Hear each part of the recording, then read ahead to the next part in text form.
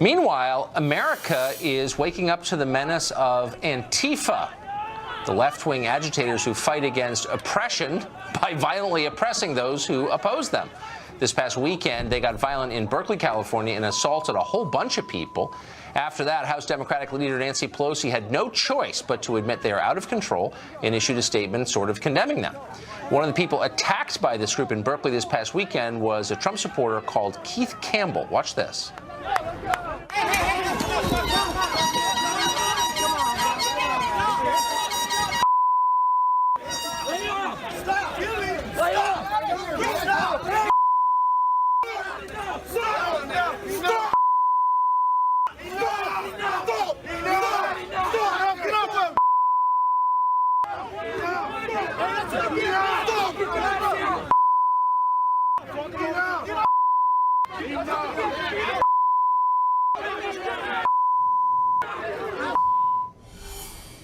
Keith Campbell joins us tonight. Keith, you look like you were about to get really, really hurt, maybe killed. What was the predicate to that? What happened right before the tape we just played?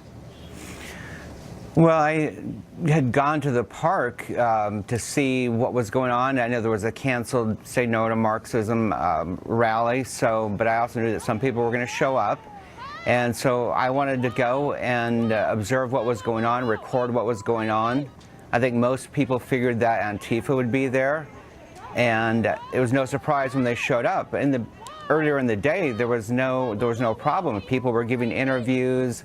There was a heavy police presence both around the barricaded park and throughout the park, and there was no issue. But strangely enough, even though we weren't allowed to have any protective gear, helmets or anything, they let about 200 Antifa with masks just come right through one of the openings and start mixing with Trump supporters. And they immediately started ejecting Trump supporters.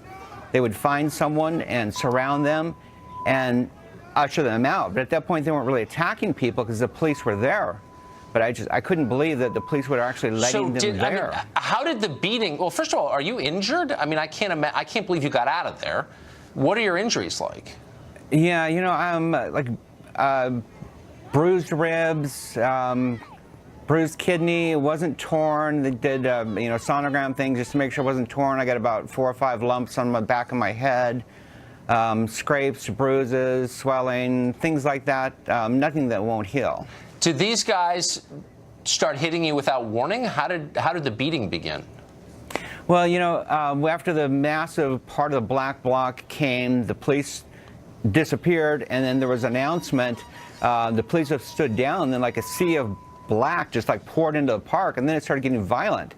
So after a few minutes, I'm still filming, I'm still around them, and I noticed like a whole bunch of them would go down Alston Way.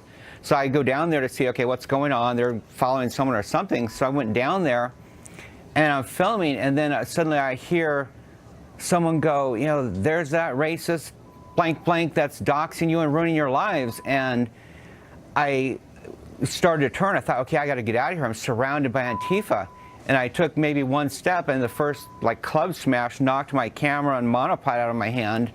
And I thought, I'm just going to grab it and run. So I started to reach, and then they just started pounding me over the head. And so you didn't say anything to them?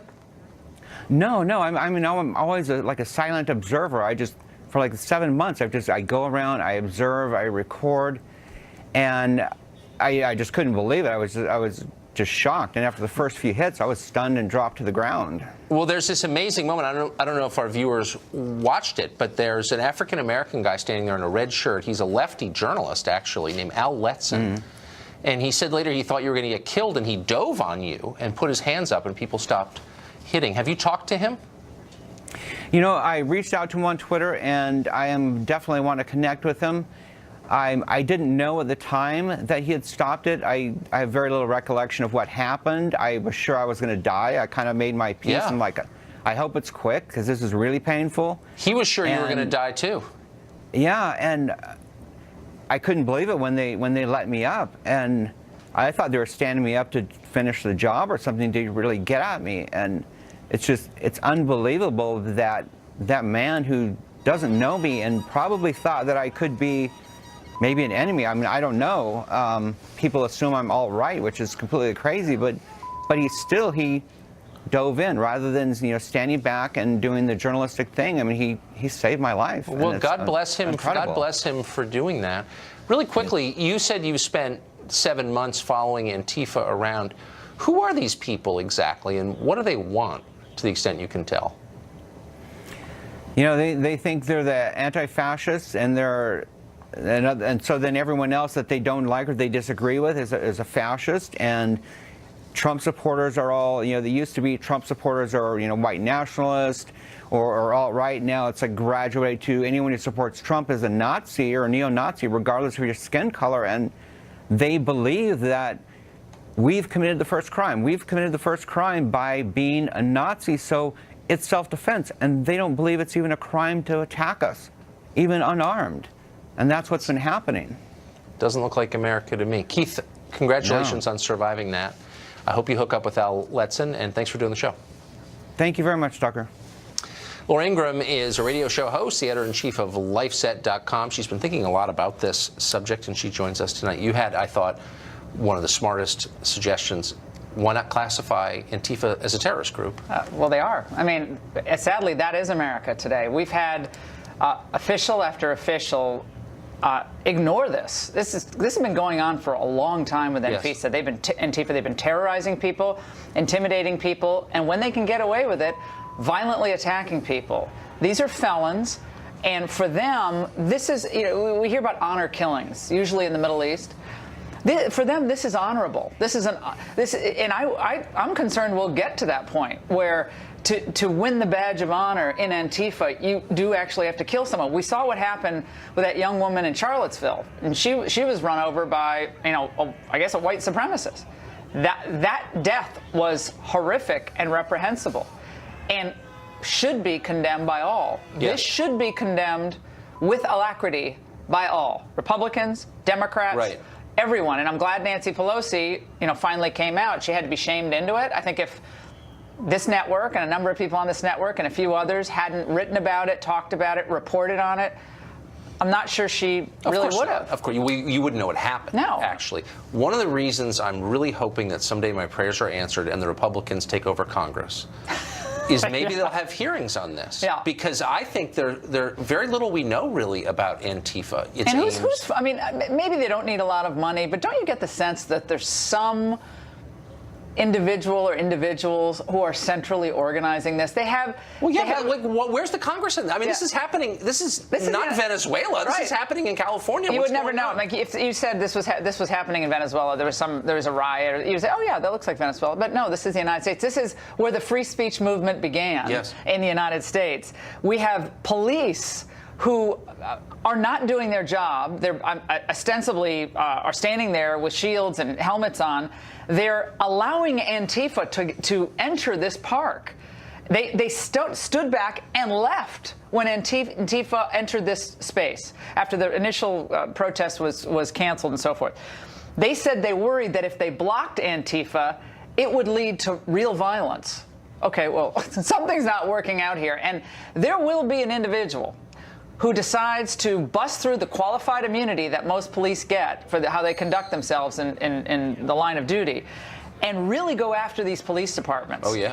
And I think you could look for a conspiracy. You could look for RICO. You could bust through qualified immunity, which oftentimes they get, because there's a recklessness beyond negligence. There is a reckless disregard for human life in the way this is being policed and covered. And we have civil rights lawsuits. Harmeet Dillon is representing we talked to her. Phenomenal, representing the Google engineer, but also representing an individual who was attacked during the campaign in San Jose. And there was violence there. But this is terroristic. This is fascistic, and this is shutting down speech and intimidating good people, prayerful people who were there to pray for peace for all sides. Keith Campbell, who we just talked to, who has a bruised kidney because of this, and almost got killed, I think it's fair to say. Somebody's going to get killed. He said the criterion they're using to choose the people they beat up is voting for Trump. Yeah. So how is this different from a political militia abetted by the police that you see in Caracas or Port-au-Prince? That's what it looks like to me. Remember what they did with that border militia? What would they call it? They would ride the border, and the media went crazy. The Minutemen went crazy over the Minutemen. How could the Minutemen be there? Like, they're taking the law into their own hands. Well, these individuals are policing thought and violently doing so. Punishing people for voting for someone they don't like. And I think the Democrats definitely have some culpability here because they have ratcheted up the criticism of both the president and the president's supporters in ways that are very disturbing. Going right to race, right to racism. It's the race play that they've made is so toxic and so bad for African Americans, Hispanics, white people, poor people. It's certainly not good for anyone. And they've countenanced this. Now, they can come back with their condemnations now, but people are whipped up into this frenzy that Donald Trump hates all minorities. He thinks this. He's anti-immigrant. He's this. We've got to stop him at all costs. He's the real, clear and present danger to the country. When you listen to Schumer, listen to Pelosi, that's what they paint him out to be. Well, the establishment on both sides have done a terrible job running this country. They've failed by every Have the measure. Bushes come out and condemned Antifa? No, have all these people trashing Trump? Have they come out to condemn Antifa? Oh, you're whipping me up into a frenzy, Laura. Yeah. Good to be Speaking here. of a frenzy. Thanks for coming on. No tonight. problem. Great to see you.